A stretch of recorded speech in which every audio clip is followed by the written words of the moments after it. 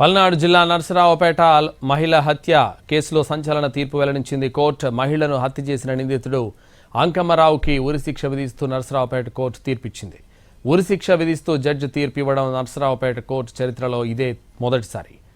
నర్సరావుపేటలో 2023 మే 5న సలీమా అనే మహిళను దారుణంగా హత్య చేశాడు అంకమ్మరావు. ప్రస్తుతం మరో హత్య కేసులో జీవిత ఖైదు అనుభవిస్తున్నాడు. నర్సరావుపేటలో 3 హత్యలు చేశాడు అంకమ్మరావు.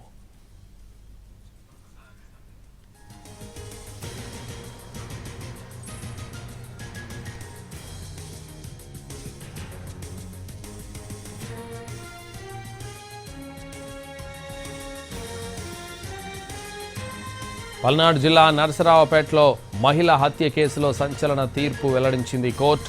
మహిళను హత్య చేసిన నిందితుడు అంకమ్మరావుకి ఉరిశిక్ష విధిస్తూ నర్సరావుపేట కోర్టు తీర్పిచ్చింది.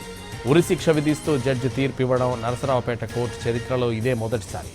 నర్సరావుపేటలో 2023 మే 5న సలీమా అనే మహిళను దారుణంగా హత్య చేశాడు అంకమ్మరావు. ప్రస్తుతం మరో హత్య కేసులో జీవిత ఖైదు అనుభవిస్తున్నాడు. నర్సరావుపేటలో 3 హత్యలు చేశాడు అంకమ్మరావు.